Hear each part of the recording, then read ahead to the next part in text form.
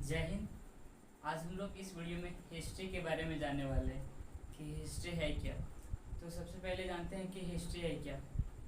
तो हिस्ट्री जो पहले बीत चुका है तथा जिसका टाइम फिक्स हो तथा जिसे हम चेंज नहीं कर सकते उसे हम हिस्ट्री कहते हैं। तो हिस्ट्री जो इतिहास, उसमें इतिहास में मानव का उत्पत्ति किस प्रकार से हुआ। तो इतिहास में मानव किस प्रकार से आया। तो धरती पे जो कि मानव की उत्पत्ति आज से लगभग 25 लाख साल पहले हुई है।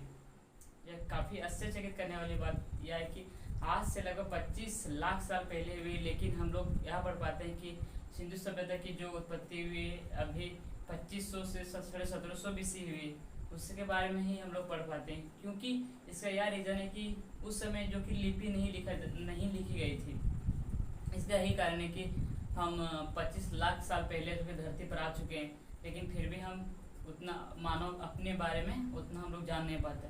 तो आइए हम जानते हैं कि मानव की उत्पत्ति किस प्रकार से हुई। तो मानव की उत्पत्ति जो कि धरती पे 25 लाख साल पहले हुई है, तथा जो कि मानव की उत्पत्ति कहाँ पे हुई। तो मानव की उत्पत्ति पृथ्वी पे साउथ अफ्रीका, जो कि साउथ अफ्रीका में हुई, ठीक है। और मानव की उत्पत्ति वहाँ पे हुई, लेकिन मानव में जो कि मानव की पालना कहा जाता है, जो कि मानव की संस्कृति, रहन सहन, खान पान, तो यह मानव जाति का पालना जो कि एशिया महाद्वीप को कहा जाता है। हिस्ट्री को पढ़ने के आधार पर हम 3 भागों में बांटा गया। तो हिस्ट्री को 3 भागों में बांटा गया। पहला देखते हैं हिस्ट्री को किन किन भागों में बांटा गया। तो इतिहास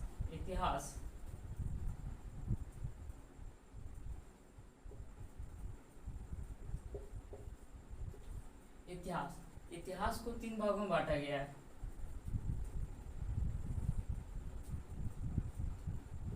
पहला प्रागैतिहासिक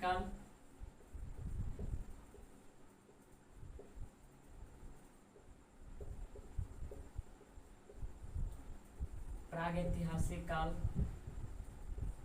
दूसरा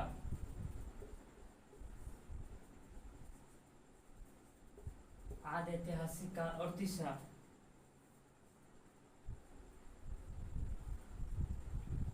ऐतिहासिक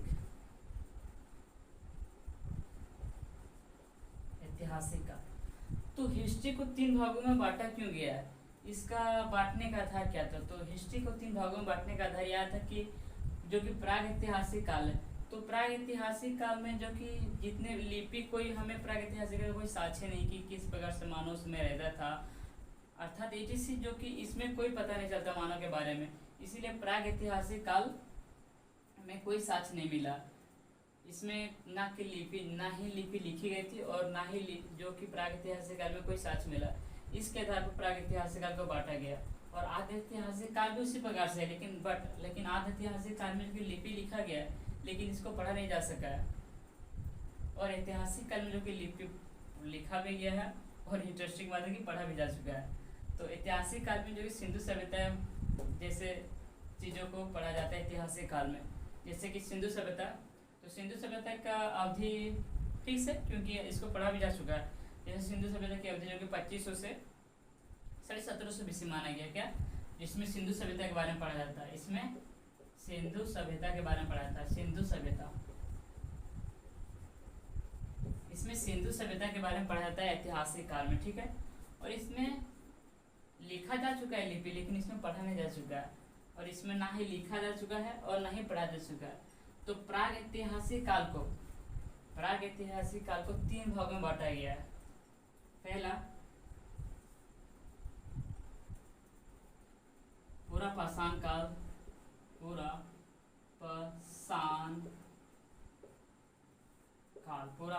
काल, ठीक है। दूसरा पार्ट इसका यह है मध्य पाषाण काल,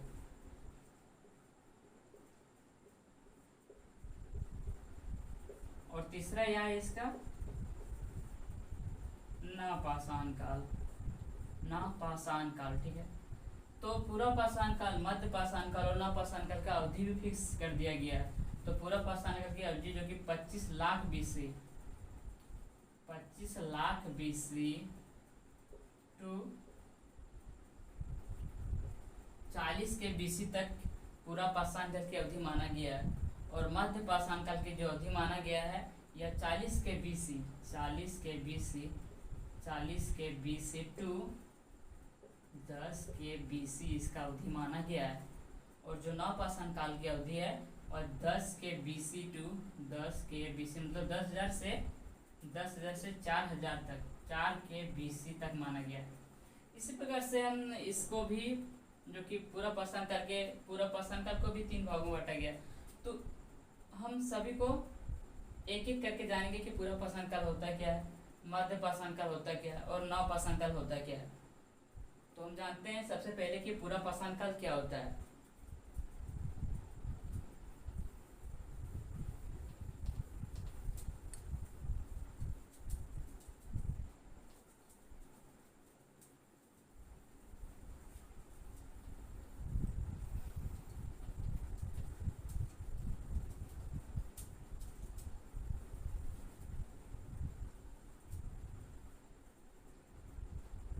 तो जैसे कि हम जान चुके हैं कि पूरा पाषाण काल की जो अवधि है वो 25 लाख बीसी टू 40 के बीसी है, ठीक है। तो पूरा पाषाण काल में मानव जो कि असभ्य मानव था, उस समय कोई इसको सोच विचार करने का दिमाग नहीं था। तो पूरा पाषाण काल में जो मानव था असभ्य मानव था। पूरा पाषाण काल में क्या, तो पूरा पाषाण काल में मानव पहला क्या था, पहला जो कि असभ्य मानव था। क्या, असभ्य मानव। पूरा पाषाण काल में असभ्य मानव था। दूसरा पॉइंट क्या है इसका, तो दूसरा पॉइंट यह था कि पूरा पाषाण काल में मानव जो कि शिकार करके अपने जीवन यापन करता था। तो शिकार करके जो जीवन यापन करता था तो उस समय औजार था जो कि पत्थर का प्रयोग करते थे, जो कि बड़ा बड़ा पत्थर था। अगर बहुत सारे लोग शिकार करने जाते थे तो एक बड़ा सा पत्थर जो कि जानवर पर गिरा कर उसको शिकार करते थे। तो उस समय असभ्य मानव थे और सीधी सी बात है कि उस समय औजार भी तो बड़ा बड़ा औजार होता था, ठीक है। तो औजार जो था पत्थर का औजार था, ठीक है। पत्थर का औजार था उस समय, और जो कि भोथर औजार था। पत्थर बड़ा बड़ा पत्थर तो भोथर ही होता है, ना कि नोकीला होता है। तो भोथर पत्थर था। क्या तीसरा क्या था, तीसरा जो कि भोथर पत्थर का प्रयोग करते थे। और एक इंटरेस्टिंग बात यह है कि उस समय मानव जो कि नंगे रहता था, क्योंकि उस समय ना उस सोच विचार उतना नहीं था, इसलिए उस समय मानव जो कि नंगा रहता था। क्या, चौथा पॉइंट यह था कि उसमें मानव नग्न अवस्था में रहता था। नग्न अवस्था में रहता था। और उसमें मानव एक जगह पे बसा हुआ नहीं रहता था, क्योंकि शिकार पर जब मानव आश्रय देता था तो शिकार एक जगह पे खत्म हो जाने के कारण दूसरे जगह पर जाता था। इसके आधार पर हम यहाँ कर सकते हैं कि जो कि उस समय मानव असभ्य था और एक जगह पे नहीं रहता था, घूम घूम कर अपना जीवन यापन करता था। तो पूरा पाषाण काल यहाँ पे हमारे कंप्लीट होता है। जितने भी पूरा पाषाण काल में बातें हो सकती थी हमने आपको बताए। और उसके बाद हम जानेंगे मध्य पाषाण काल। तो मध्य पाषाण काल और पूरा पाषाण काल जो कि एक दूसरे से मिलते जुलते हैं। तो मध्य पाषाण काल के बारे में हम लोग जब जानते हैं,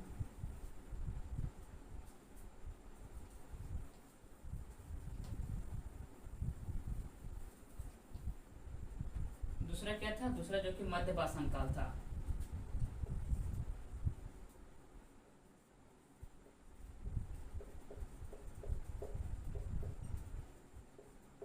तो मध्य पाषाण काल की अवधि हम लोग भी जान चुके थे कि मध्य पाषाण काल की अवधि था जो कि 40 के बीसी से 10 के बीसी था। तो मध्य पाषाण काल में मानव किस प्रकार से रहता था, तो मध्य पाषाण काल में मानव थोड़ा सा बदलाव हुआ था। मध्य पाषाण काल में मानव शिकार करता था, मध्य पाषाण काल में मानव सभ्य था, और मध्य पाषाण काल में मानव नग्न अवस्था में रहता था। लेकिन एक बात याद है कि मध्य पाषाण काल में जो कि मानव का पहला पालतू जानवर जो कुत्ता था। क्या, मध्य पाषाण काल में मानव का पहला पालतू जानवर कुत्ता था। क्या था, पालतू जानवर कुत्ता था। मध्य पाषाण काल में मानव का पहला पालतू जानवर क्या था, कुत्ता था। और दूसरा यह था कि उस समय मानव सभ्य था, इस समय मानव सभ्य होगा।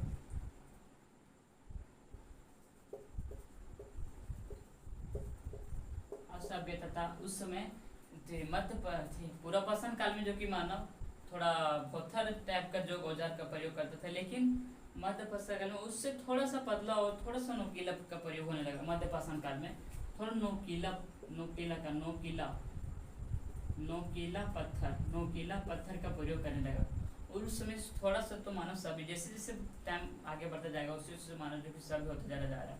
आज भी हम देखते हैं कि धीरे धीरे आने वाले समय में जो कि मानव ऑटोमेटिक ही एक अलग ही सोच समझ के साथ बढ़ते जा रहा है। तो इस समय मानव नोकीला और इस समय में मानव जो कि नग्न अवस्था में रहता था।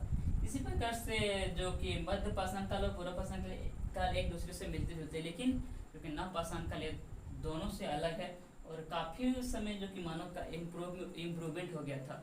इस समय मानव जो कि नग्न अवस्था से अपने शरीर को ढकने लगे थे तथा एक जगह पे आश्रित हो गए थे तथा इस समय जो कि जो कि मानव खेती करने लगे थे कि जब मानव खेती करने लगे तो एक ही जगह पे रहने लगेगा, ना कि घूम घूम कर रहने लगेगा।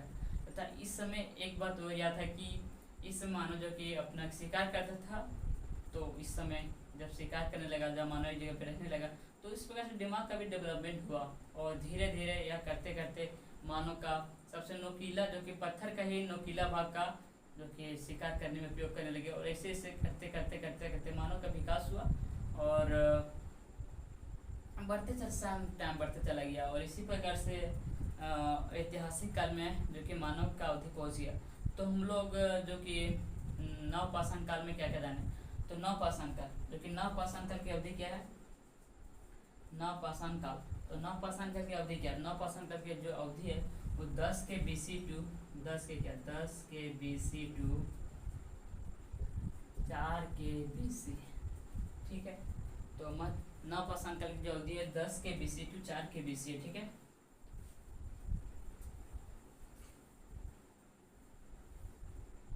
तो नव पाषाण काल हम लोग क्या जाने, नव पाषाण काल में पहले हम लोग यह जाने कि इस समय में जो कि मानव सभ्य हो चुके थे। क्या सभ्य मानव, इस मानव कृषि करने लग गए थे। क्या दूसरा जो कि कृषि। तीसरा एक बात याद है कि तीसरा इस समय जो कि मानव एक जगह पे रहने लग गए थे। जैसी बात है, जब कोई कृषि करेगा तो एक ही जगह पे रह के ही कृषि करेगा, नहीं तो फसल बर्बाद हो जाएगा। तो एक ही जगह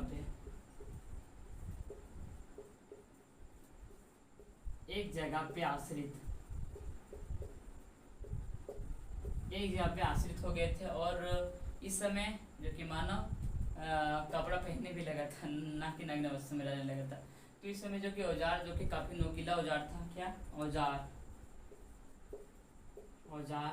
जो कि नोकीला औजार था। और जब कृषि स्टार्ट हुआ तो जो कि कृषि होने लगा तो फसल जब होने लगा तो फसल किस प्रकार से अपने जहाँ पे रहते थे वहाँ पे किस प्रकार से लाई जा सके, इसके लिए जो कि नव पाषाण काल में ही पहिए का आविष्कार हुआ। क्या पहिए का, यह पूछा जाता है हमारे एग्जाम में कि पहिए का आविष्कार किस काल में हुआ। तो पहिए का जो आविष्कार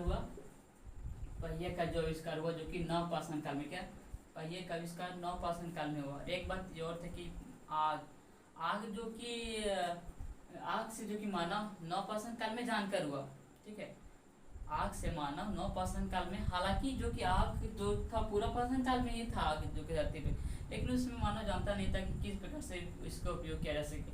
लेकिन जो कि आग जो कि था, तो आग का जानकर जो कि मानव नव पाषाण काल में हुआ कि इसका किस प्रकार से हम उपयोग करते हैं, इससे हम किस प्रकार से किसी चीज को पकाने में उपयोग करते हैं।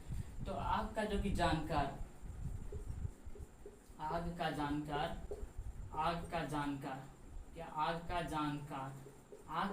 जो कि मानव नव पाषाण काल में हुआ। तो जितना सारे हो सकती थी जो कि हिस्ट्री के पार्ट, हिस्ट्री के कितने भागों में बांटा गया है, तो जितने कॉमन सी चीज फैक्टर हैं इस वीडियो में हम लोग कवर कर चुके हैं। इसके बाद हम लोग जानेंगे ऐतिहासिक काल, जिसमें जो कि सिंधु सभ्यता के बारे में जानेंगे। सिंधु सभ्यता की खोज किसने की, सिंधु सभ्यता का स्थान कैसा है, सिंधु सभ्यता का किस प्रकार में, सिंधु सभ्यता का कहाँ से विस्तार होगा, etc हम अगले वीडियो में जानेंगे। अगर दोस्तों अगर वीडियो अच्छा लगा तो चैनल को सब्सक्राइब और वीडियो को लाइक जरूर करें। धन्यवाद। Thank you. जय हिंद।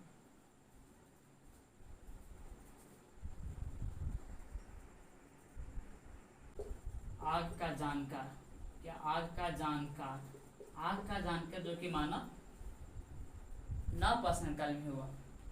तो जितना सारे हो सकती थी जो कि हिस्ट्री में। दोस्तों अगर वीडियो अच्छा लगा तो चैनल को सब्सक्राइब और वीडियो को लाइक जरूर करें। धन्यवाद। Thank you. जय हिंद।